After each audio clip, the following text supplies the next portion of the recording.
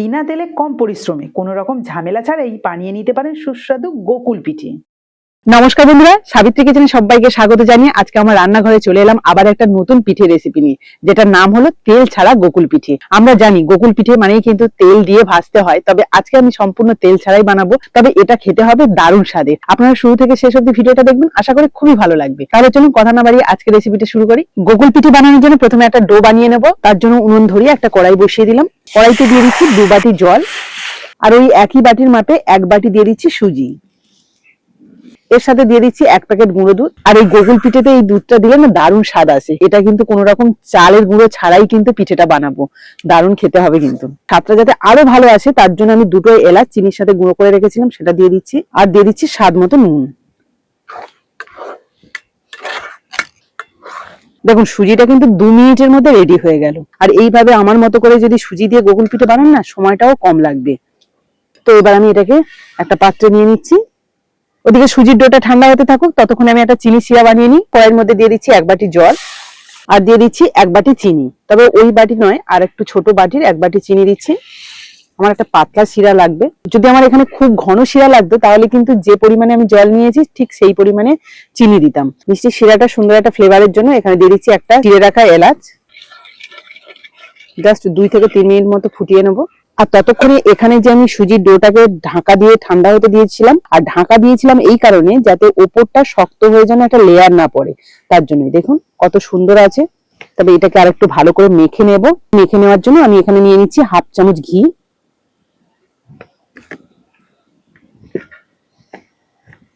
দেখুন ডোটা কিন্তু খুব সুন্দরভাবে মাখা হয়ে গেছে। এটাকে আবার একইভাবে ঢাকা দিয়ে রাখবো। এদিকে কিন্তু 2 থেকে 2.5 মিনিট মতো চিনি শিরাটাকে ফুটিয়ে নিয়েছি। চিনিটা গলে গিয়ে একদম পারফেক্ট ভাবে রেডি হয়ে গেছে। এবার এটাকে আমি একটা পাত্রে নামিয়ে নিচ্ছি। তো এবার আমার নারকেলের ছাইটা বানাতে হবে। তার জন্য দেখুন একটা মিডিয়াম সাইজের নারকেল আগে থেকে কুড়ে রেখেছিলাম, এটাকে আমি কড়াইয়ের মধ্যে দিয়ে দেবো। আর এই নারকেলের ছাইটা কিন্তু আমি আখের গুড় দিয়ে করব, তার জন্য আমি প্রায় 250 গ্রাম আখের গুড় দিয়ে দিলাম। আপনারা চাইলে খেজুর গুড় দিয়ে করতে পারেন, কোনো অসুবিধা নেই। নারকেলের ছাইটা দেখুন কিছুক্ষণের মধ্যেই সুন্দরভাবে রেডি হয়ে গেছে। এবার এটাকে আমি একটা পাত্রে নিয়ে নিচ্ছি। মোটামুটি পিঠেটা বানানোর জন্য সবকিছু রেডি করে নিলাম। এবার দেখুন গোকুল পিঠের শেপ দেওয়ার জন্য আমি এখান থেকে অল্প একটু ডো নিচ্ছি। এই যে এটাকে 2 হাত দিয়ে একটু গোল করে নেব। তারপরে একটু চ্যাপটা করে এটা একটু খুলি মতো করে নেব, যেহেতু এর মধ্যে আমার পুর দিতে হবে তার জন্য। এবার এখান থেকে একটু নারকেলের পুর নিয়ে নিলাম, এর মধ্যে ভালো করে ভরে এবার সিল করে নিতে হবে। এই যে দেখুন ডান হাতের বুড়ো আঙুল দিয়ে একটুখানি চেপে রেখেছি, আর একটা হাত দিয়ে কিন্তু এইভাবে মুখটাকে আটকে দিচ্ছি। এটাতে কিন্তু খুব সুন্দরভাবে সিল হয়ে যায়। এই পিঠে শেপ দেওয়া কোনো রকম ঝামেলা নেই, কিন্তু জাস্ট গোল করে নেওয়া। একটার মধ্যে পুর ভরে গোকুল পিঠে শেপ দিয়ে নিলাম। আর বুঝতেই পারছেন বন্ধুরা এই গোকুল পিঠে শেপ দেওয়াটা কতটা সহজ। গোল করে একটু খুলিটা বানিয়ে নিন, তারপরে এর মধ্যে পুর ভরে গোল করে দিন। আবার সবগুলো রেডি করে নিলাম। এবার এই গোকুল পিঠেগুলোকে আমি হালকা একটু সেঁকে নেব বা ভেজে নেব, তার জন্য কিন্তু একটা মাটির খুলি নিয়েছি। উনুনের উপর এটা বসিয়ে দিচ্ছি। খুলিটাকে ভালোভাবে গরম করে নিয়েছি। এবার দেখুন একটু ব্রাশের সাহায্যে ঘি লাগিয়ে নেব, এই যে একদম হালকা করে, যাতে এই খুলির গায়ে জড়িয়ে না যায়। এবার এই শেপ দিয়ে রাখা গোকুল পিঠেগুলো এর উপর দিয়ে দিচ্ছি। পিঠেগুলোকে উল্টে পাল্টে ভালোভাবে সেঁকে নেব। প্রায় 2 থেকে 2.5 মিনিট মতো রেখেছিলাম, হালকা ভাজা হয়ে গেছে এক পিঠ। এবার আমি এগুলোকে উল্টে দেব। এই দেখুন কত সুন্দর কালার এসছে। আমি কিন্তু এখানে ছুরি দিয়ে এই যে একটুখানি খুঁচিয়ে নিচ্ছি, যেহেতু মাটির না, সেই জন্য ছুরি দিয়ে খোঁচালে খুব সুন্দরভাবে উঠে যায়। এই দেখুন কালারটাও সুন্দর এসছে। একদম অল্প ঘিতেই কিন্তু সুন্দর করে ভাজা হয়ে গেল। এগুলোকে ডিপ ফ্রাই আর করতে হলো না, কত সহজে দেখতে পাচ্ছেন। আবার একইভাবেই কিন্তু একটুখানি ঘি ব্রাশ করে নিচ্ছি। দেখুন আরো 1.5 থেকে 2 মিনিট মতো রেখে দিয়েছিলাম। আশা করছি এই পিঠটাও হয়ে গেছে। এই দেখুন 2 পিঠ কিন্তু সুন্দরভাবে ভাজা হয়ে গেছে। এবার এই গোকুল পিঠেগুলোকে সরাসরি যে চিনি শিরাটা বানিয়ে রেখেছি তার মধ্যে দিয়ে দেব।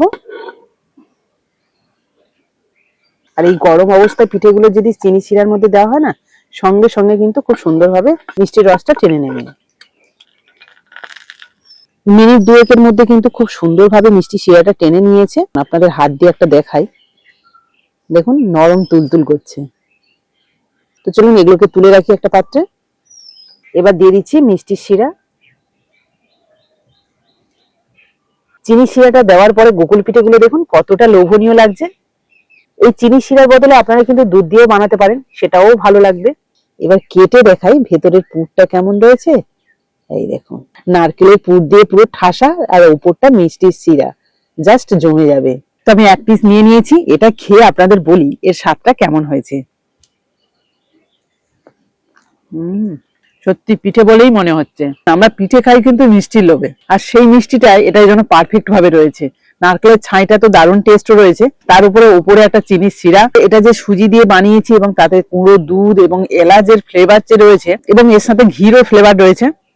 তো সবকিছু মিলে কিন্তু দারুণ টেস্টি। এই গোকুল পিঠেগুলো দেখে কার কার বানাতে ইচ্ছে করছে অবশ্যই কিন্তু কমেন্টে জানাবেন। আর এই গোকুল পিঠে বানানো যে কতটা সহজ আর কতটা কম সময় লাগে সেটা তো আপনাদের দেখিয়ে দিলাম। তাই এই শীতে ঝটপট করে বানিয়ে নিন বাড়িতে, তারপরে খেয়ে কিন্তু আমাকে অবশ্যই কমেন্ট করবেন সেটা খেতে কেমন হয়েছে। তো চলুন আজকের মতো টাটা।